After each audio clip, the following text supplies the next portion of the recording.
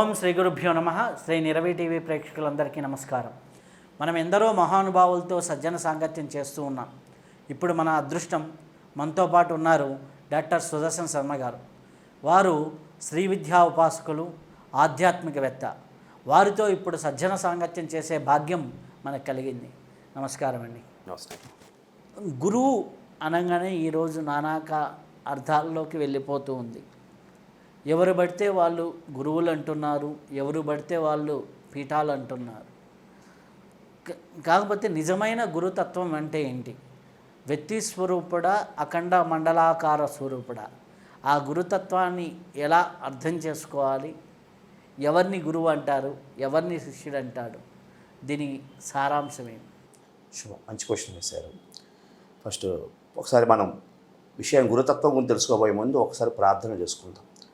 శ్రీనాథాది గురుత్రయం గణపతిం పీఠత్రయం భైరవం సిద్ధోగం వటుకత్రయం పదయుగం దూతీక్రమం మండలం వీరాంజష్టతుషష్టషష్టనవకం వీరావళి పంచకం శ్రీమన్మాలిని మంత్రరాజ సహితం వందే గురోర్మండలం బీజాపూరగదేక్షుకార్మకరుజ చక్రాబ్జపాశోత్పల వ్రీహ్యగ్రస్వవిశాన రత్నకలశాన్ ప్రోధ్యత్కరాంభోరుహ ధ్యేయో వల్లభయ సపత్మకరయ సృష్టోజ్వల భూషయాత్ విశ్వోత్పత్తి విపత్తి సంస్థితికరో విఘ్నేశ ఇష్టార్థదః.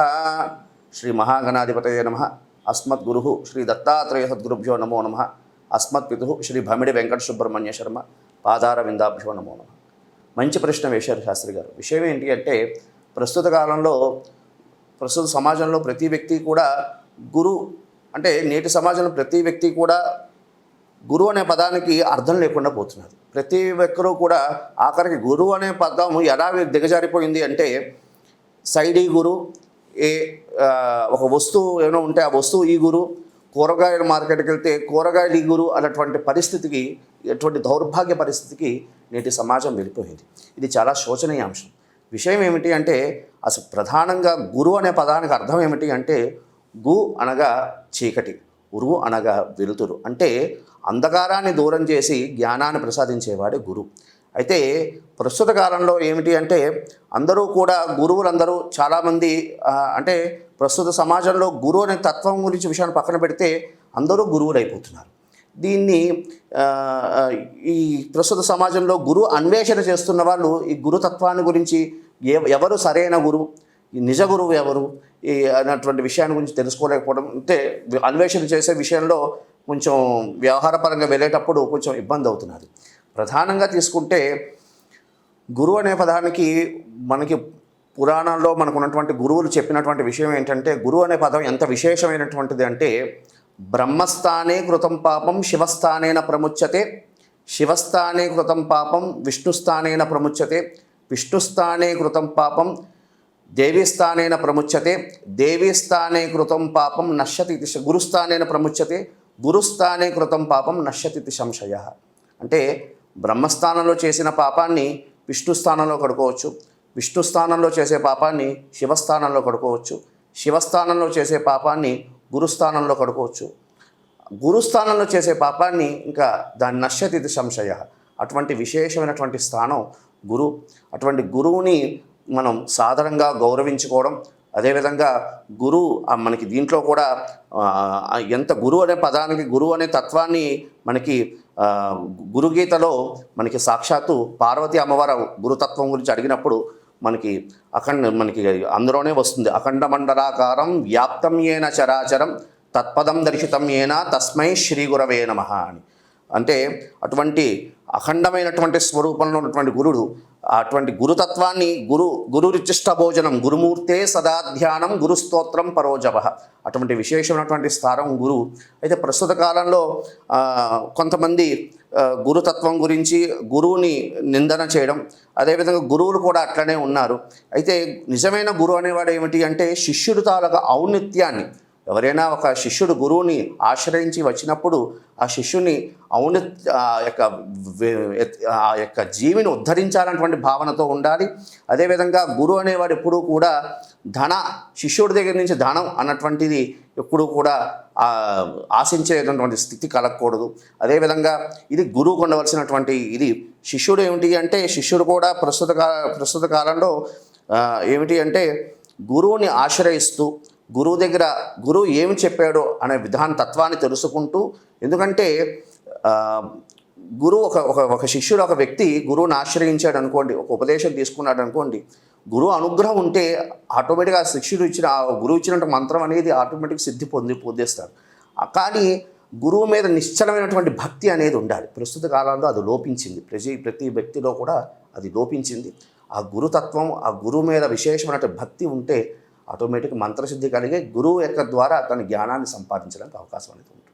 అయితే ఉపాసన అనేది ఎక్కడి నుంచి మొదలు పెట్టాలి, ఎలా మొదలు పెట్టాలి? ఉపాసన మంత్రం కానీ, యోగం కానీ, ధ్యానం కానీ ఎవరిని ఆశ్రయించి తీసుకోవాలి? అది తీసుకున్న తర్వాత దాని సాధనా మార్గం ఎలా ఉండాలి? విషయం ఏమిటి అంటే ఉపాసన అందులోనే ఉంది. ఉపాసన అంటే అంటే ఒక దేవత ఉపాసన. ఏదైనా ఉదాహరణకి గణపతి ఉపాసన ఉందనుకోండి.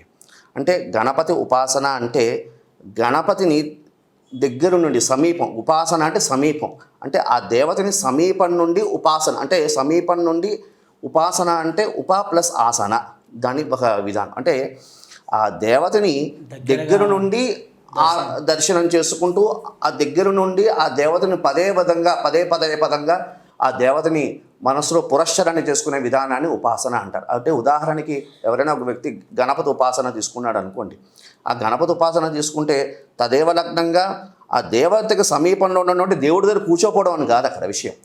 తదేవ లగ్నంగా ఆ భగవంతుని, ఆ గణపతిని మనసులో నిశ్చలంగా మనం నిర్మాణం అంటే ఆ స్వామిని స్థాపితం చేసుకుంటూ తదేవ లగ్నంగా గురువు ఇచ్చిన మంత్రాన్ని తదేవ లగ్నంగా హంసోహం హంస సోహం హంస అన్నట్లుగా మనం ఇప్పుడు శ్వాస సోహం హంస అని మనం ఎట్లా చేస్తున్నాము, తదేవ లగ్నంగా ఆ ఇచ్చిన మంత్రాన్ని గణపతి మంత్రం ఇస్తే గణపతిని, అయితే బాలా మంత్రం ఇస్తే బాల మంత్రాన్ని, ఏ మంత్ర ఉపాసన ఉంటే ఆ మంత్ర ఉపాసన తదేవ లగ్నంగా ఆ దైవాన్ని నిద్రలో కూడా తను చేస్తున్నటువంటి ప్రతి నడుస్తున్నాడు అనుకోండి, నడుస్తున్నప్పుడు కూడా ప్రయాణం చేస్తున్నప్పుడు తదేవ లగ్నంగా మంత్రాన్ని అనులోమ విలోమంగా ధ్యానం చేయడం, జపం చేయడం ద్వారా, ఆ విధంగా చేయడం ద్వారా మంత్రసిద్ధి కలిగి ఆ వ్యక్తి ఆ ఉపాసన బలాన్ని పొందుతాడు. ఇది ప్రధానంగా ఉపాసన అయిన తత్వం. ఇంకా మీరు ఇంకో ప్రశ్న వేశారు, ఏమంటున్నారు అంటే ఎలాంటి వ్యక్తి దగ్గర ఉపాసన తీసుకోవాలి? ప్రధానంగా గురువుని అన్వేషిస్తాం. ఆ గురువు మనకి ఒకసారి గురువుని అన్వేషించినప్పుడు కూడా ఈ గురువు నాకు సరైన వ్యక్తా కాదా అని గురువుని పరీక్షించాలి. ఎప్పుడైనా ఒక మంత్రాన్ని తీసుకున్నాము అంటే ఈ గురువు నాకు సరైన వ్యక్త, ఈ గురువు నన్ను ఉద్ధరిస్తాడా అన్నటువంటి తదేవ లగ్నంగా గురువుని పరీక్ష బాగా చెయ్యాలి. ఇది మంత్రశాస్త్రంలో కూడా చెప్పబడింది. ఎందుకు అంటే గురువుని అన్వేషించేటప్పుడు ఆ జీవిని ఉద్ధరిస్తాడా, నాకు ఈ భవసాగరం నుంచి దాటివేస్తాడా అనే విషయాన్ని మనం చాలా క్షుణ్ణంగా అవి గురువుని పరీక్షించాలి. గురువుని ఒక్కసారి పరీక్షించిన తర్వాత మరి గురువుని కూడా శంకించకుండా ఆ గురువు దగ్గర ఉపదేశం, అంటే ఆ గురువుని ఎలా మనం ఈయన సరైన ఉపాసకుడా అనే విషయం ఎలాగ ఇచ్చేయాలంటే ఆ గురువు అనేవాడు చెప్పాను, గురువు కొన్ని లక్షణాలు అనేవి ఉన్నాయి. ఏమిటి అంటే ధన వ్యామోహం అనేది గురువుకు ఉండకూడదు. అదేవిధంగా ఆర్భాటాలు ఇవన్నీ ఉండకూడదని శాస్త్రంలో, మంత్రశాస్త్రంలో కూడా ఇదే విషయం మనకి చెప్పడం అనేది జరిగింది. కాబట్టి ఆ విధంగా ఉన్నటువంటి గురువుని ఆశ్రయించి ఆ గురువుగారి వద్ద ప్రధానంగా శ్రీ విద్యా సాంప్రదాయంలో కూడా చెప్పింది ఏమిటయ్యా అంటే గురు గణపతి బాల, ప్రధానంగా గురుత్రయం అనేది ఆ గురువుకు సంబంధించిన గురుత్రయ మంత్రోపదేశం తీసుకుని తదుపరి గణపతి, తదుపరి బాల ఉపాసన, ఈ విధంగా గురువుగారి దగ్గర మంత్రాన్ని స్వీకరించి ఆ మంత్రాన్ని అక్షరలక్షగా గురువుగారి ఆజ్ఞ మేరకు ఆ మంత్రాన్ని సుమారుగా అక్షరలక్ష పురస్చరణ చేసుకుని తదుపరి నెక్స్ట్ మంత్రానికి బాలా మంత్రానికి తదుపరి సాంప్రదాయపరంగా ఒక్కొక్క విధానంగా వెళ్తూ ఉంటారు. బాలా సాంప్రదాయంకి వెళ్ళిన తదుపరి కొంతమంది శ్రీ విద్యా సాంప్రదాయంలో పంచదశి ఈ విధంగా ఉపదేశాలు ఇస్తుంటారు. కొంతమంది సాంప్రదాయపరంగా పంచదశి పూర్వాంగాల పరంగా కొంతమంది ఉపదేశం ఇస్తుంటారు. ఉత్తరాంగ కొన్ని మంత్రాలు ఉత్తరాంగాలు ఇచ్చిన తర్వాత పూర్వాంగాలు ఇస్తుంటారు, పూర్వాంగాలు ఇచ్చిన తర్వాత ఉత్తరాంగాలు ఇస్తుంటారు. ఏదోని ఫస్ట్ గురువు దగ్గర ఆశ్రయించి గురు గణపతి బాల అనేది ప్రధానంగా ఇస్తాడు, గురువు అనేవాడు ఇస్తాడు. ఆ విధంగా మంత్రాన్ని స్వీకరించి ఆ మంత్రాన్ని అక్షరలక్ష జపం చేసి దానికి సంబంధించినటువంటి పురశ్చరణ విధానంగా చేయడం ద్వారా మంత్రసిద్ధి కలుగుతుందని మనకు మంత్రశాస్త్రం కూడా తెలియజేస్తున్నటువంటి విషయం. అయితే ఇప్పుడు ఉపాసనకి ఎన్నో నియమనిష్టలు ఉంటాయి. చాలామంది ఇప్పుడు ఉపాసన అంటే తెలియకుండా ఏదో పుస్తకం చూసి మంత్రాలు, లేకపోతే ఏదో మనకి ఇప్పుడు టీవీల్లో చెప్పినటువంటి మంత్రాలు, కొన్ని చిన్న చిన్న అంటే పర్వాలేదు కానీ కొన్ని మంత్రాలు అదే ఆలాపనగా చేసేస్తూ కొన్ని ఇబ్బందులు తెచ్చుకుంటూ ఉంటారు. దానిపైన మీ అభిప్రాయం ఏంటి? మంచి ప్రశ్న వేశారండి. ఏంటి అంటే ప్రస్తుత కాలంలో మాధ్యమాల్లో చాలామంది బీజాక్షర మంత్రాలన్నీ కూడా బహిర్గతం చేస్తున్నారు. మనకి మంత్రాలు 3 రకాలుగా ఉన్నాయి. ఒకటి వైదికమైనటువంటి మంత్రాలు, రెండవది బీజాక్షర మంత్రాలు, మూడవది శాబర మంత్రాలు. ప్రధానంగా ఈ వైదికమైన మంత్రాలు పుస్తకం చూసి చేయొచ్చు, కానీ బీజాక్షర మంత్రాల విషయంలో మాత్రం తస్మాత్ జాగ్రత్తగా ఉండాలి. ఇది ఏవో 5 రూపాయల డేటా వేసేసుకుని వాడి మాధ్యమాల్లో చెప్పినటువంటి విధానాలు చూసేసి గురువు ఆశ్రయించకుండా ఈ మాధ్యమాల్లో చూసేసి పుస్తకంలో చూసేసి అది చేస్తే మంత్రసిద్ధి కలగదు అని మంత్ర మహోదరి ఇటువంటి గ్రంథాలు ప్రస్ఫుటంగా తెలియజేస్తుంది. ప్రధానంగా గురువుని ఆశ్రయించాలి. గురువు లేని విద్య గుడ్డి విద్య అని మనకి శాస్త్రంలోనే ఉన్నటువంటి విషయం. కాబట్టి గురువుని ఆశ్రయించి గురువుగారి వద్ద నన్ను ఉద్ధరించండి అని ఆ గురువుని ప్రార్థన చేసి గురువుగారి దగ్గర, ఎందుకంటే మంత్రశాస్త్రంలో తీవ్ర మంత్రాలు అని ఉన్నాయి, సాత్విక మంత్రాలు అని ఉన్నాయి. ఒకవేళ వాడి కర్మానుసారంగా వాడి జాతకరీత్యా గురువుగారికి ఏమైనా వాడి కష్టాన్ని బట్టి కొంచెం ఉగ్రమైన మంత్రం ఇచ్చారనుకోండి, ఆ మంత్రాలు గురువు యొక్క ఆదేయానుసారం గురువు యొక్క అంటే గురువుగారి అనుష్ఠాన పరంపర విధానంగా ఆయన చెప్పినటువంటి విధి విధానంలో చేస్తే పర్వాలేదు. అదే మాధ్యమాల్లో తీవ్ర మంత్రాలను కానీ ఇవన్నీ తీసుకుని చేస్తే దాని తాలూకా వికృతమైనటువంటి పరిస్థితులు ఆ వ్యక్తి అనుభవించాల్సి ఉంటుంది. కాబట్టి గురువు యొక్క ఆజ్ఞ మేరకు గురువు యొక్క సన్నిధిలో ఉండి ఆ మంత్ర ఉపాసన చేయడం ద్వారా మంత్రసిద్ధి కలుగుతుంది తప్ప ఏదో దాని ఏమంటారో మాధ్యమాల్లో చూసేసి పుస్తకాల్లో చూసేసి ఇస్తే సప్తకోటి మంత్రం అన్నీ కూడా సిద్ధి పొందేస్తాం. కాబట్టి అది విధానం, అది కరెక్ట్ కాదు. రెండో విషయం ఏమిటి అంటే, ఒకవేళ నిజంగా గురువు అన్వేషణ చేసావు, గురువు గురించి అన్వేషణ చేసావు, గురువు సరైన గురువు ఎవరో దొరకలేదు, అప్పుడు ఏమి చేయాలి అంటే మంత్రశాస్త్రంలో ఒక విధానం ఉంది. ఏమిటయ్యా అంటే, ఒక మంచి స్వయంభూ లింగానికి శివలింగానికి వద్దకు వెళ్ళి భూర్జపత్రం మీద నీకు ఆరాధించాల్సినటువంటి మంత్ర దేవత ఏముందో ఆ మంత్రానికి సంబంధించిన బీజాక్షరం రాసి ఆ శివలింగానికి ఉపచారాలతో అభిషేకం చేసి ఆ మంత్రాన్ని శివుడే గురువుగా భావన చేస్తూ ఆ మంత్రాన్ని స్వీకరిస్తూ ఆ విధంగా మంత్రం చెయ్యొచ్చు.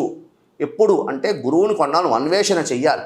నీకు సరైన గురువు దొరకనప్పుడు ఈ విధంగా ఒక శివలింగం వద్దకు వెళ్ళి దానికి ఉపచారాలని చేసి గురువే శివుడుగా భావన చేస్తూ ఒక భూర్జపత్రం మీద కానీ రాగిరేకు మీద కానీ ఆ మంత్రాన్ని నీవు ఏమో మంత్రం ఉపాసన చేయాలనుకుంటున్నావో ఆ మంత్రాన్ని రాసి అది శివలింగం మీద పెట్టి అది గురువు దక్షిణామూర్తి స్వరూపంలో ఇస్తున్నాడు అని భావన చేసి తీసుకుని చెయ్యొచ్చు. కానీ గురువే శివుడే గురువుగా భావన చేసినప్పుడు ఇంకా భక్తి శ్రద్ధలతో ఇంకా క్రమశిక్షణతో ఆ మంత్ర జపం చెయ్యాలి. ఇది ఎప్పుడు అంటే గురువు గురించి కొన్నాళ్ళు అన్వేషణ చేసినప్పుడు కూడా దొరకకపోతే అప్పుడే చేయాల్సినటువంటి ధర్మం. ఫస్ట్ గురువు గురించి అన్వేషణ చేయాలి, చేసిన తర్వాత దొరకనప్పుడు చేయాల్సిన ధర్మం, కానీ ముందుగా చేయడానికి అధికారం అయితే లేదు.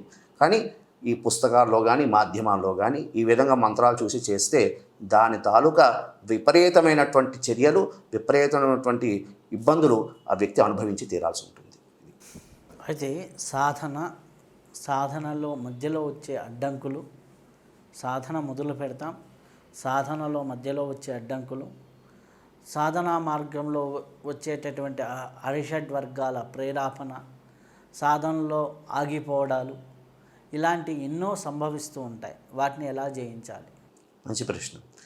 ఏదైనా సరే మనకి ఒక మంత్రాన్ని గ్రహించి ఆ మంత్ర సాధన చేస్తున్నప్పుడు ఆ మంత్ర దేవత పరీక్ష పెడుతూ ఉంటుంది సాధకుడికి.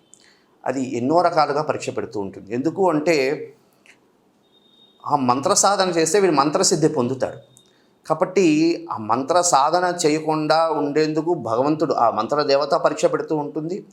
అదేవిధంగా ఒక మంత్ర సాధన చేసేటప్పుడు ఉన్నటువంటి దాని ఏమంటారు దశ దిశలో ఉన్నటువంటి దిగ్దేవతలు పరీక్ష పెడుతూ ఉంటారు.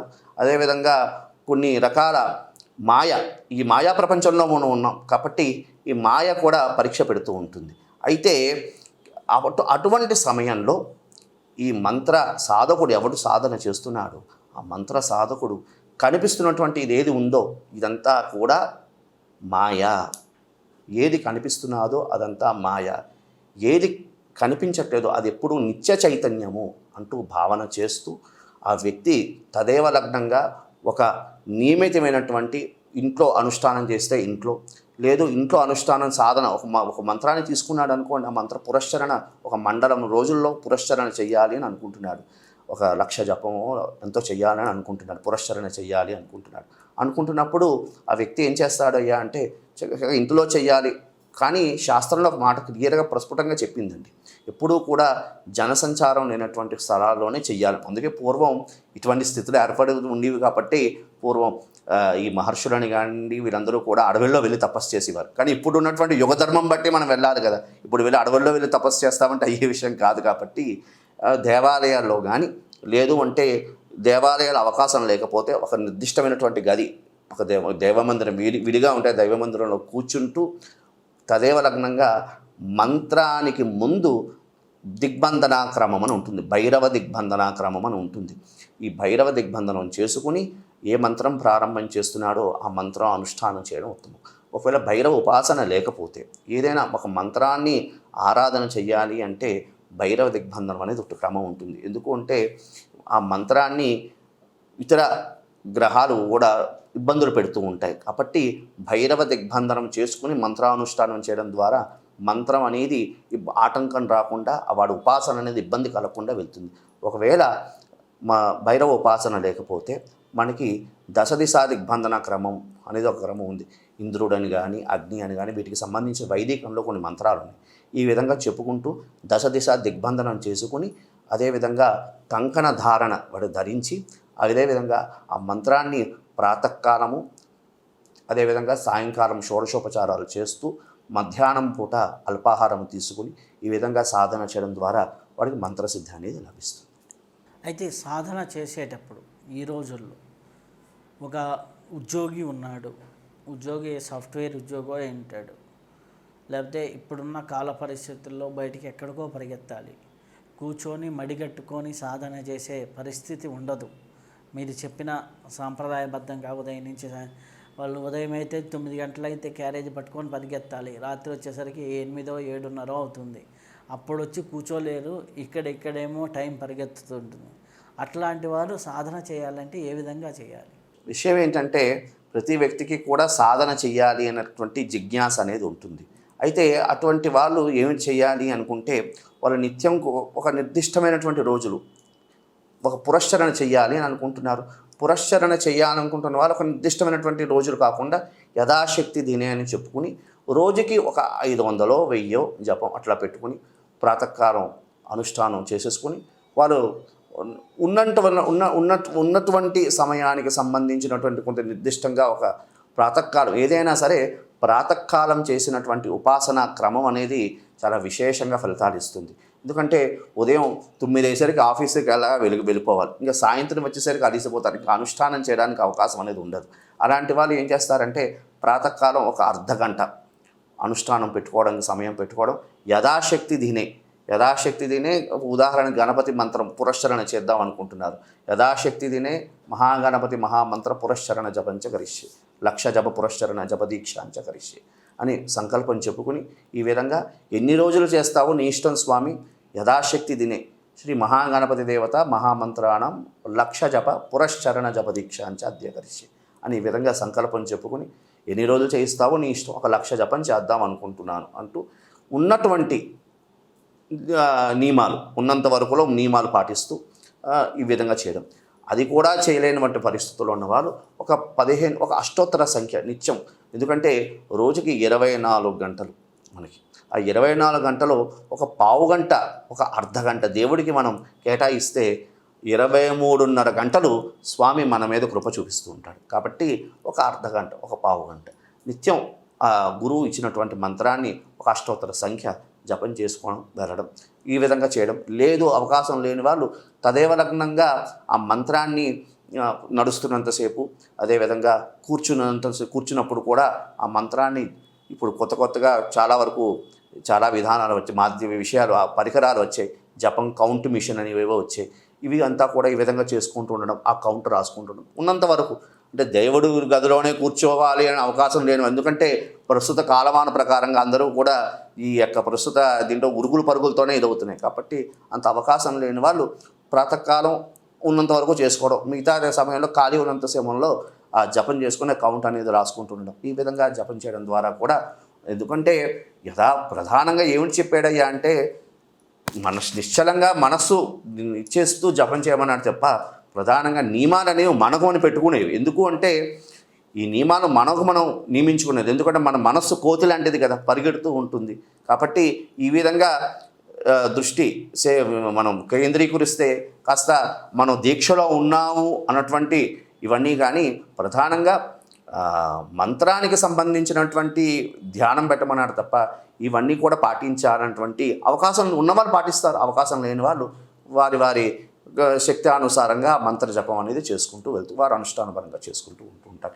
అవకాశం ఇదొక విషయం. ఇంకా ప్రధానంగా నిత్యం జపం చేసుకుంటా ఉన్న వాళ్ళు ప్రధానంగా కొన్ని నైమిష్టిక తిథులు అనేవి మనకు ఉన్నాయి. ఏమిటి అంటే అష్టమి అని కానీ, పూర్ణిమ అని కానీ, అదేవిధంగా అమావాస్య అని కానీ, అదేవిధంగా మనకి పుష్యార్క యోగం, అదేవిధంగా గురుపుష్య యోగం, ఇటువంటి విశేషమైనటువంటి అశ్విని నక్షత్రం కలిగినటువంటి మంగళవారం, ఇటువంటి చాలా చాలా విశేషమైనటువంటి యోగాలు ఇవన్నీ. ఇటువంటి సమయాల్లో అవకాశం ఉన్న ఉపవాసం ఉండి జపం చేసుకోవడం, లేని వాళ్ళు ఆ సమయంలో పౌర్ణమి తిథుల్లో, అమావాస్య తిథుల్లో ఈ మంత్రాన్ని పురస్చరణ చేసుకోవడం ద్వారా వారికి కూడా ఆ సంవత్సర కాలం ఆ మంత్రం అనేది కాపాడుతుందని మనకి కొన్ని గ్రంథాలు, మంత్ర గ్రంథాలు కూడా తెలియజేస్తున్నాయి. ఈ అవకాశం ఉన్న వాళ్ళు ఆ రోజుల్లో కూడా చేసుకోవడం ద్వారా వారికి మంత్రం అనేది కాస్త యాక్టివేట్లో ఉంటుందన్నమాట. ఈ విధంగా కూడా చేసుకోవడానికి అవకాశం. అయితే మనము ఇప్పుడు ప్రతి ఒక్కటి సాధన ఆధ్యాత్మికత అనే పేరుతో ఉన్నాం. నాకు ఈరోజే మీరు వచ్చే ముందరే నా దగ్గరికి జ్యోతిష్యానికి ఒక పాప వచ్చింది. మా అమ్మ మా నాన్నలు ఎప్పటి నుంచి పూజలు చేస్తుంటారు. పూజలు చేస్తున్నా నాకు సరిగ్గా మార్కులు రాలేదు, సరిగ్గా మేము అంటే అన్ని విధాలుగా ఎదగలేదు. మా ఫ్రెండ్స్ వాళ్ళు ఏ పూజలు చేయరు, ఏమీ చేయరు, కానీ వాళ్ళు మటుకు బాగా ఉన్నారు, వాళ్ళు ఫైనాన్షియల్గా బాగున్నారు, అన్ని విధాలుగా బాగున్నారు. దీనికి దేవుణ్ణి నమ్మాలా నమ్మకూడదా అని ఆ అమ్మాయి ఇంటర్మీడియట్ సెకండ్ ఇయర్ చదువుతుంది. ఒక ప్రశ్న అడిగింది. అదే ప్రశ్న మీకు నేను సమాధానం చెప్పి పంపించాను. అది ప్రేక్షకుల కోసం మిమ్మల్ని, ఇది వచ్చినటువంటి అమ్మాయిగానే కాదు ప్రతి ఒక్కరికి కూడా ఉన్నటువంటి ప్రశ్న, సహజమైనటువంటి ధర్మ సందేహమే. నా దగ్గర కూడా చాలామంది వస్తూ ఉంటారు, వచ్చి ఇదే అంటూ ఉంటారు, గురువుగారు మేము నిత్యం అనుష్ఠానం చేస్తూ ఉంటాము, మేము నిత్యం కూడా ఆధ్యాత్మికంగా మేము ఉంటూ ఉంటాము, ఎవరికి కూడా అపకారం అనేది మేము చెయ్యము, అయితే మాకెందుకో చాలా ఇబ్బంది అవుతూ ఉంటుంది మాకు. అదేవిధంగా అనుష్ఠాన అంటే ధర్మబద్ధమైనటువంటి జీవితం గడుపుతూ ఆధ్యాత్మికమైన జీవితం నడుస్తున్నాం, మాకే కష్టాలు వస్తున్నాయి, అధర్మంగా ఉంటూ వెక్కిలి వేషాలు వేస్తూ అన్ని వ్యసనాలతో ఉన్న వాళ్ళందరూ కూడా జీవితంలో బాగుపడుతున్నారు, మేము ఎందుకో ఇలా ఉన్నాము స్వామి, ఏంటో దేవుడు నమ్మినవాడే ఇబ్బందుల్లో ఉన్నాడు అనేటువంటి ప్రశ్న నాకు కూడా చాలామంది గురువుగారిని అడుగుతూ ఉంటారు.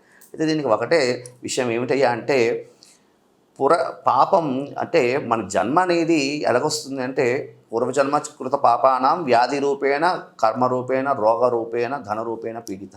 మనకి పూర్వజన్మ చేసుకున్నటువంటి ప్రారబ్ధ కర్మ బట్టి జన్మ అనేది మనకి వస్తూ ఉంటుంది. అయితే ప్రధానంగా తీసుకుంటే మనకి పూర్వజన్మ తాలూకా చేసుకున్నటువంటి ప్రారబ్ధ కర్మ బట్టి వాడి యొక్క కష్టాలు అనుభవిస్తూ ఉంటాడు. కొంతమందికి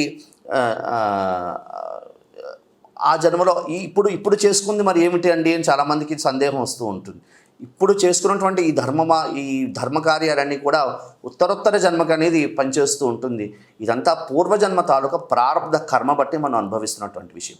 అయితే ఈ ప్రారబ్ధ కర్మ పోదా, ఇది ఇంతేనా, వచ్చే జన్మ అనేది ఉందా, ఇవన్నీ ఇప్పుడు చేసుకుని ఏమిటి వ్యర్థము అంటే మనకి సాధకులు వాళ్ళు సానుపూర్వకంగా చెప్పింది ఏమిటయ్యా అంటే పూర్వజన్మ తాలూకా చేసుకున్న ప్రారంధ కర్మ మనం చేసుకునే అనుష్ఠానం ఆ కర్మక్షయాన్ని నిర్మూలిస్తుంది. కాబట్టి ఇదంతా కూడా ప్రారంధ పూర్వజన్మలో చేసుకున్నటువంటి ప్రారంధ కర్మ బట్టి మనం తెచ్చుకున్నటువంటి కృతాకృత పాపాలు ఇవన్నీ అనుభవిస్తున్నాము అంటే ఇవన్నీ కథలు పూర్వజన్మ తాలూకా ప్రారంధ కర్మాలే. కానీ అవతల వ్యక్తి మరి ఏమిటంటే వాడు తెచ్చుకున్నటువంటి సుకృతం మనం తెచ్చుకున్నటువంటి ఇది పాపక్షయం అని మనం ఒక రకంగా అనుకోవచ్చు.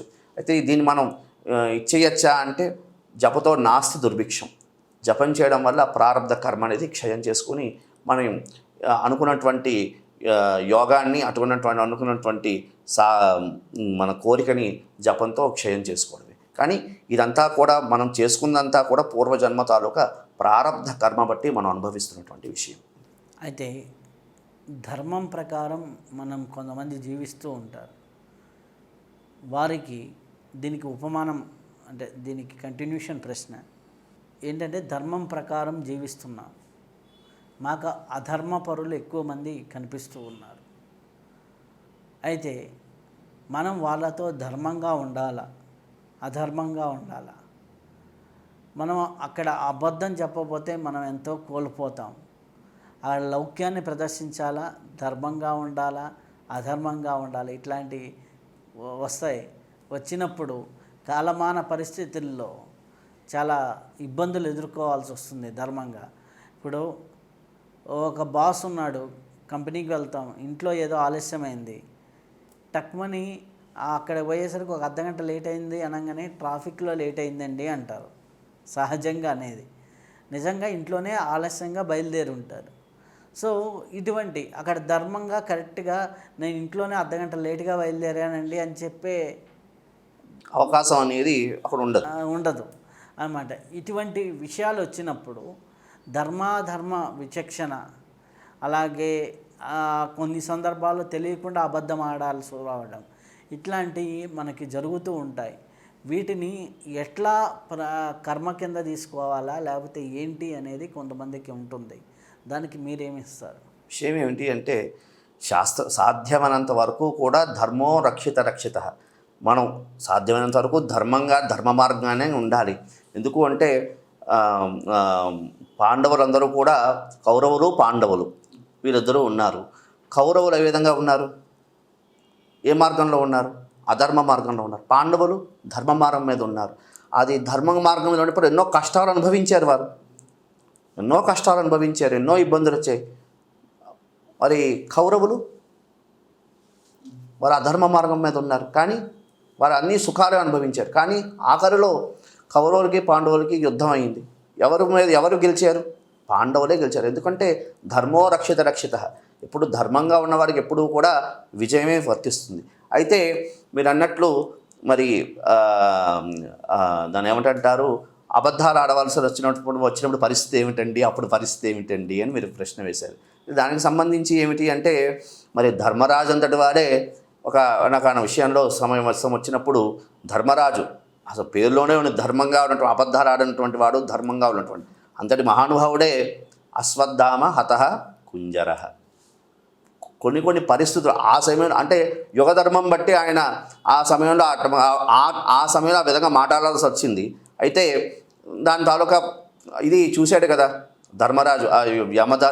యమ తర్వాత అంతిమ కాలంలో వెళ్ళినప్పుడు యమలోకాన్ని చూసుకుని వెళ్ళాడు. ఎందుకు అంటే అక్కడ అశ్వత్థామహత కుంజరః అన్నట్లు ఆ సమయంలో అక్కడ ఎలా చూశాడో ఆయా సమయంలో బట్టి ఆయన ఆ విధంగా మాట్లాడాడు. అంటే యుగధర్మం బట్టి తప్పదు. ఇప్పుడు కలియుగంలో నేను అబద్ధం ఆడను అంటే మరి బాస్ ఇబ్బంది పెట్టినప్పుడు మనం ఏం చేస్తాం? కొన్ని విషయాలు అబద్ధాలు ఆడాల్సి వస్తుంది. దానికి అందుకే ఎటువంటి పాపం క్షయం చేసుకోవడానికైనా నా గాయత్రియా పరమంత్రం నా మాతాతు పరదైవతం. అందుకని గాయత్రికి మించినటువంటి దైవం లేదు. ఇటువంటి పాపాలు ఏమైనా నిత్యం చేస్తూ ఉంటాం కాబట్టి గాయత్రి మంత్రం చేయడం ద్వారా పాపం అనేది క్షయం అవుతుంది. కొంతమందికి ఉపనయనం అంటే సంస్కారం గాయత్రి మంత్రం అర్హులు అంటే మంత్ర జపం చేయడానికి అర్హులు లేని వారు శివాభిషేకం చేయడం ద్వారా ఇటువంటి చేసినటువంటి పాపాలు ఏమైనా ఉంటే అది క్షయం అవుతుందని మనకి మంత్రశాస్త్రం తెలియజేస్తుంది. ఇప్పుడు మనకి ఎన్నో స్తోత్రాలు ఉన్నాయి. ఇప్పుడు దక్షిణామూర్తి స్తోత్రం అంటే విద్యార్థులు గురుబలానికి అని చెప్తాం. అలాగే ఇంకో పక్క మనము స్తోత్రాలు ఎన్ని ఉన్నా ఒక్కొక్క స్తోత్రానికి ఒక్కొక్క మహానుభావులు ఒక్కొక్క ఋషి మనకి రచించి ఇచ్చారు. స్తోత్రం వల్ల వచ్చే నిజమైన ఫలితం ఏంటి? మనకి ఒక్కొక్క దానికి ఒక్కొక్క స్తోత్రం వల్ల ఒక్కొక్క ఫలితం అనేది మనకి సిద్ధిస్తుంది. మనకి కవచము, స్తోత్రము, అదేవిధంగా మాలా మంత్రము అన్నటువంటిది మనకి మంత్రశాస్త్రంలోనూ ఉంది. మనకి ప్రతి దేవతకి కూడా కవచము, స్తోత్రము, అదేవిధంగా మాలా మంత్రం ఈ విధంగా ఉన్నది. ప్రధానంగా కవచ పారాయణ చేయడం ద్వారా శరీరం అంతా కూడా మన శరీరం కూడా కవచమయంగా మారుతుంది అని మనకి మా యొక్క కవచంలోని ప్రధానంగా తెలియజేస్తుంటుంది. ఇంకా స్తోత్ర పారాయణ చేయడం వల్ల మనకి ప్రధానంగా లలిత అమ్మవారు కూడా స్తోత్ర ప్రియ స్తుతిమతి స్తుతి సంస్కృత వైభవ అని మనకి అమ్మవారికి సంబంధించి కూడా ఉంది. అమ్మ స్తోత్ర ప్రియ. ఒక్కొక్క స్తోత్రానికి సంబంధించి అంటే ఈ మంత్రం అనేది కొంతమంది నిర్దిష్టంగా కొంతమంది మంత్రం చెయ్యాలి అన్నటువంటి ఒక పరిధి అనేది ఉన్నది. ఇంకా కవచం ఎవరైనా పారాయణ చేయొచ్చు, స్తోత్రం కూడా ఎవరైనా పారాయణ చేయొచ్చు. ఆ స్తోత్రం పారాయణ ప్రధానంగా దేవతలు స్తోత్రానికి బందీ అవుతారు అని కూడా మనకి కొన్ని విధానాలు కొన్ని పురాణాల్లో కూడా మనకి ప్రస్ఫుటంగా మనకి రాసిబడి ఉన్నాయి. ఎందుకు అంటే స్తోత్రం చేయడం ద్వారా మనకి కనకధార స్తోత్రం చేయడం ద్వారా అమ్మవారు ఎంత అక్కడ కనకవర్షం మనకి కురిపించింది. శంకర భగవద్వారు స్తోత్రం చేయడం ద్వారా కనకవర్షం, ఉసిరికాయ లాంటి కనకాలు అనేది ఎలా సృష్టించబడ్డాయి. అదేవిధంగా అదే రకంగా దేవతలు స్తోత్ర ప్రియులు కాబట్టి ఏ స్తోత్రం ఉదాహరణకి మేధా దక్షిణామూర్తి స్తోత్రం చేయడం వల్ల విద్యార్థులకు విద్య లభిస్తుంది. అదేవిధంగా సంకటనాశన స్తోత్రం ఇటువంటి స్తోత్రం పారాయణ చేయడం వల్ల సంకటాలు అంటే కష్టాలు అనేవి నెరవేరుతూ ఉంటాయి. ఇంకా అదేవిధంగా వెంకటేశ్వర వజ్రకవచ స్తోత్రం ఉంది. ఇది పారాయణ చేయడం ద్వారా ఎంతటి వారికైనా అనారోగ్యంతో ఉన్నవారు ఎంతటి వారైనా కూడా లేచి కూర్చుంటారు. అటువంటి విశేషమైనటువంటి స్తోత్రాలు ప్రధానంగా ఒకటేనండి. స్తోత్రాలు పారాయణ చేయడం ఇది ఎవరైనా పఠించవచ్చు.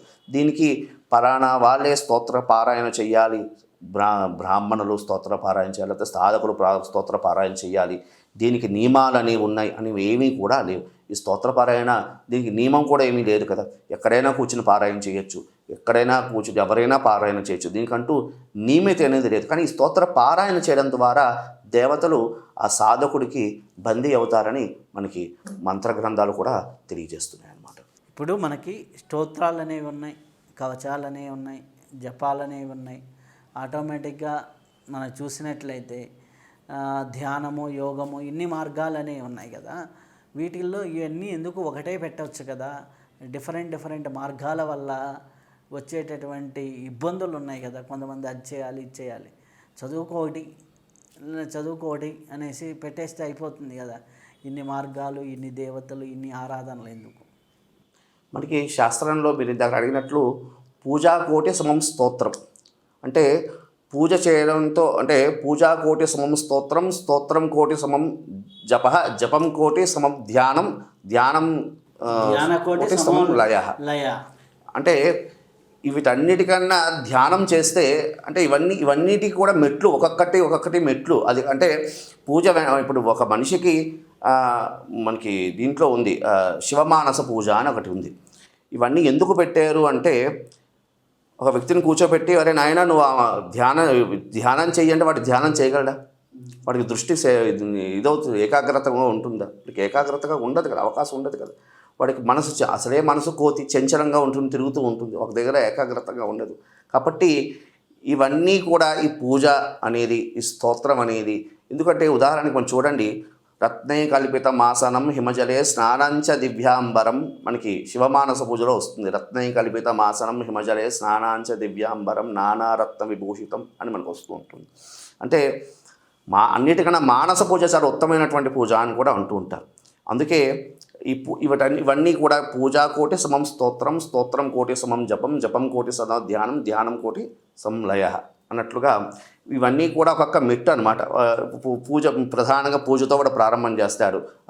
అమ్మవారిని అరుణగిరిజాలై రంచిత శావకాస విద్రుత జపపటీక పుస్తక భీతిహస్త ఇతర గరవరాఢ్య పుల్ల కలహార సంస్థ నివసతు హృదిబాల నిత్య కళ్యాణశీల శ్రీ బాలాంబికా దేవతాయ ధ్యాయామి అంటూ ఆ విధంగా ఫస్ట్ వాడు అర్చనాక్రమంగా వాడు వెళ్తాడు.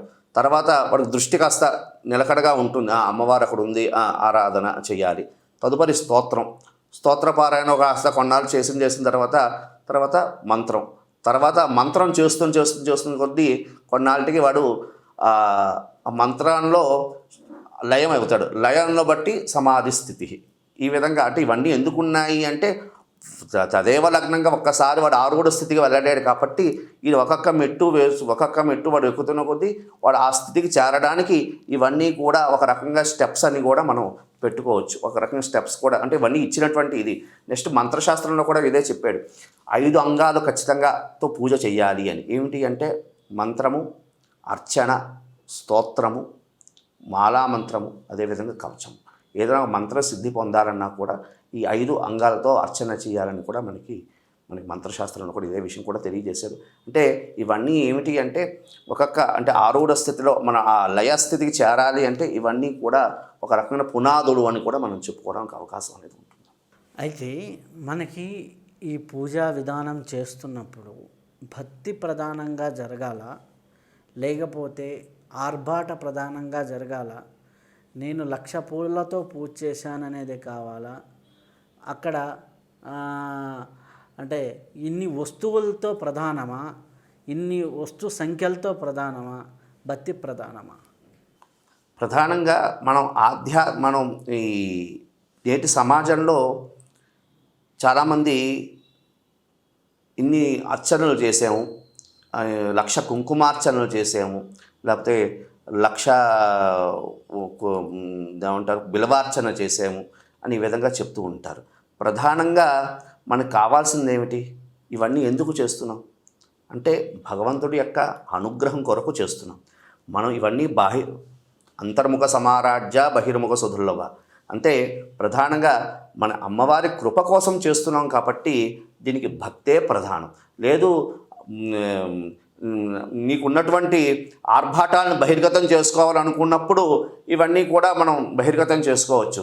కానీ ఉపాసనా పరంపరగా అమ్మవారిని యొక్క కృప కావాలి అనుకున్నప్పుడు, భక్తి కావాలి అనుకున్నప్పుడు ఇదంతా కూడా ఈ బాహ్య ప్రపంచంలో సంబంధం లేకుండా ఆధ్యాత్మికంగా అమ్మవారికి సంబంధించినటువంటి భక్తే ప్రధానం కావాలి అనుకున్నప్పుడు భక్తి మార్గంలో ఆరాధన చేయాలి తప్ప ఈ వ్యవహారపరంగా దాని ఏమంటారు ఈ బాహ్య ప్రపంచానికి సంబంధించినటువంటి విషయాల గురించి, ఆర్భాటాల గురించి వెళ్ళినప్పుడు ఇవన్నీ కూడా అవసరం లేదని మనం చెప్పుకోవచ్చు. ఇప్పుడు మనం మంత్రం చేస్తూ ఉంటారు, మంత్రంతో మనకి ఏమైనా కష్టాలు పోతాయా, ఇబ్బందుల్లో ఉన్నారు వారికి ఎటువంటి మంత్రాలని మనం ఇవ్వచ్చు, ఇవ్వటం వల్ల వారికి బయటపడేదానికి మార్గాలు ఉన్నాయా, వారి కష్టాల నుంచి బయటపడడానికి ఇమ్మీడియట్గా ఫలితాలు రావడానికి ఏమన్నా ఉన్నాయా?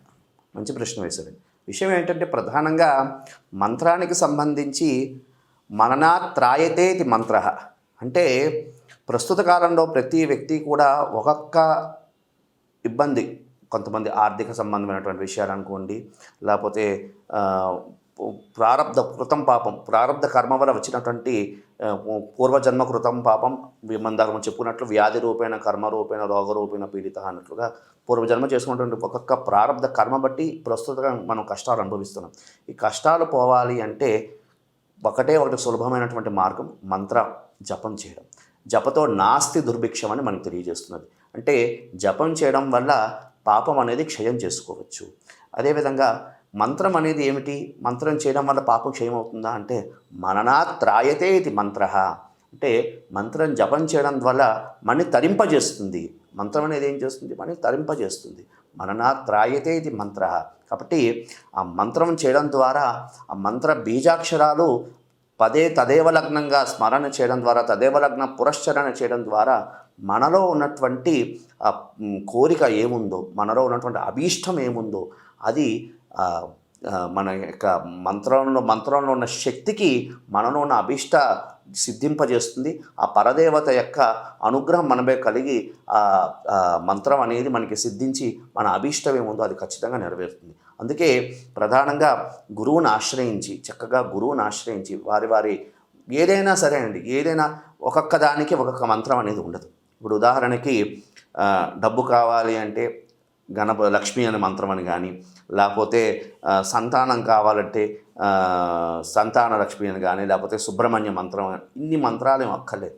ఒకే ఒక మంత్రం, ఏకో మంత్రో సురక్షిత.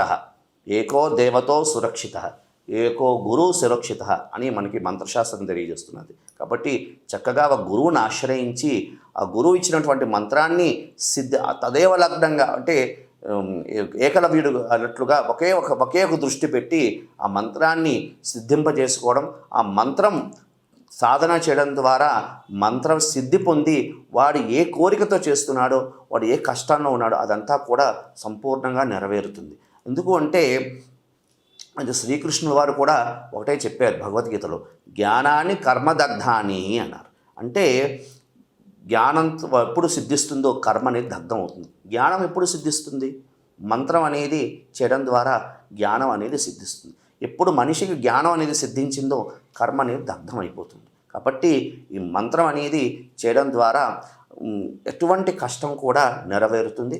తదేవ లగ్నంగా దేవతలు కూడా ఈ మంత్ర పురస్చరణ అయిన తర్వాత ఆ మంత్ర సంబంధించినటువంటి దేవత హవనం చేయడం ద్వారా కూడా, ఎందుకంటే దేవతలు హోమప్రియులు, ఎందుకంటే మనం దేవతలకి నైవేద్యం పెడతాం, అది దేవతలు డైరెక్ట్గా స్వీకరించరు, హోమ రూపంలో ఆద్య రూపంలో ద్రవ్య రూపంలో స్వీకరిస్తారు. కాబట్టి ఒక కష్టం ఎవరైనా ఒక వ్యక్తికి కష్టం వచ్చింది, కష్టమే అక్కర్లేదండి, వాడు ఈ భావసాగరం నుంచి ఉన్నతమైనటువంటి జ్ఞాన మార్గంలో అంటే ఇహంలో సుఖం పరంలో మోక్షం ఇది పొందాలి అంటే ఒక మంచి గురువుని ఆశ్రయించి గురువుగారి వద్ద ఉపదేశం తీసుకుని తదేవ లగ్నంగా ఆ మంత్రాన్ని ఆరాధన చేయడం ద్వారా గురు ఏక దీపహే దివ్యధామ దేకాయి అని గణపతి సచ్చిదానంద స్వామీజీ వారు చెప్పిన విధానంలో గురువు అనేవాడు ఒక జ్ఞానం, ఒక వెలుగు లాంటి వాడు. ఎందుకు అంటే దివ్యధామ దేకాయి, ఈ అంధకారమైనటువంటి మాయా అనే ప్రపంచం నుంచి మనిషిని ఉన్నతమైనటువంటి స్థాయికి తీసుకెళ్ళడానికి గురువు అనేవాడు విశేషమైనటువంటి స్థానం కలిగింది. కాబట్టి ఆ గురువుని ఆశ్రయించి ఆ గురువుగారి దగ్గర మంత్రాన్ని గ్రహించి తదేవ లగ్నంగా ఆ మంత్రాన్ని ధ్యానం చేయడం ద్వారా ఆ మంత్రం మననాత్రాయతే మంత్ర, ఆ మంత్రాన్ని తరింపజేసుకుని ఆ దేవత యొక్క అనుగ్రహాన్ని పొంది వాడు ఇహంలో సుఖం పరంలో మోక్షాన్ని పొంది ఆ మంత్రసిద్ధి ద్వారా వాడు విశేషమైనటువంటి స్థాయికి చేరుతాడు. కాబట్టి కోరికలు ఖచ్చితంగా నెరవేరుతాయా అంటే మంత్రంతో ఎటువంటి కోరికైనా మనం ఇచ్చేసుకోవచ్చు. ఇంకొక సిద్ధాంతం కూడా మనకు తెలియజేస్తుంది. ఏమిటంటే పూర్వజన్మ పాపం ఒక పొట్టేలైతే, అంటే మనం చేసుకున్నటువంటి పూర్వజన్మ పాపం అనేది ఒక పొట్టేలైతే ఈ జన్మలో చేసుకున్నటువంటి మంత్ర సాధన ఇంకో పొట్టేలుగా అవ్వాలట.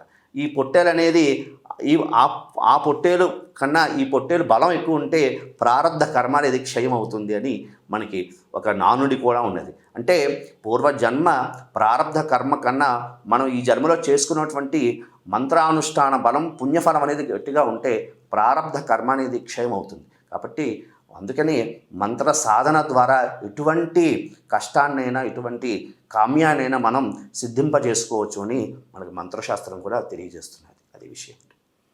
చాలా మంచి విషయాలు మాకు చెప్పినందుకు చాలా చాలా కృతజ్ఞతలు. ఇది రీసెంట్గా నేను రాసినటువంటి పుస్తకం. మీకు శ్వాస, ఇది చాలా మంచి పుస్తకం మీరు రాశారు. చాలా సంతోషం. మీ అమ్మగారికి అంకితం చేసినట్టున్నారు. ఇందులో చాలా విశేషమైనటువంటి తత్వాలు, విశేషమైనటువంటి సమాచారాన్ని ఇందులో నింపారు. ప్రధానంగా తీసుకుంటే ఇందులో చాలా విశేషంగా శ్వాస అదేవిధంగా నాడీ వ్యవస్థ మీద వీటి మీద చాలా విశేషంగా రాశారు. ఇది ప్రతి ఒక్క సాధకుడి కూడా ఈ పుస్తకం ఉండడం, ఈ ప్రతి ఒక్కరి ఇంట్లో కూడా ఈ పుస్తకం అనేది ఉండాలి. చాలా మంచి పుస్తకం రాశారు. చాలా ఇటువంటి పుస్తకాన్ని మాకు అందించినందుకు మీకు చాలా చాలా ధన్యవాదాలు శాస్త్రి గారు. గురువుల కృప అంతే. చాలా మంచి పుస్తకం రాశారు. చాలామంది గురువుల యొక్క అనుగ్రహం కూడా తీసుకున్నారు. కాబట్టి ఆ గురువు గారి కృప అందరూ కృప మీపై ఉండాలి. అదేవిధంగా మీ అమ్మగారి ఆశీస్సులు కూడా మీపై ఉండాలి. ఇటువంటి పుస్తకాలు ఇంకా ఎన్నో రాసి మాకు కూడా మాలాంటి వారికి కూడా అందించాలని కూడా మేము కోరుకుంటున్నాం. ఆ గణపతి మీపై ఎల్లప్పుడూ కూడా ఆ గణపతి కృప ఎప్పుడు ఉండాలని కూడా మేము కూడా కోరుకుంటున్నాం. శాస్త్రి గారు, ఇప్పటి వరకు అద్భుతమైన విషయాలు మాతో పంచుకున్నందుకు చాలా చాలా కృతజ్ఞత స్వామీజీ. చాలా అద్భుతంగా ఉంది. ఇప్పటి వరకు మనం చాలా అద్భుతమైన విషయాలు తెలుసుకుందాం. మరొక్క విశిష్టతతో కలుసుకుందాం. అంతవరకు సెలవు. నమస్కారం.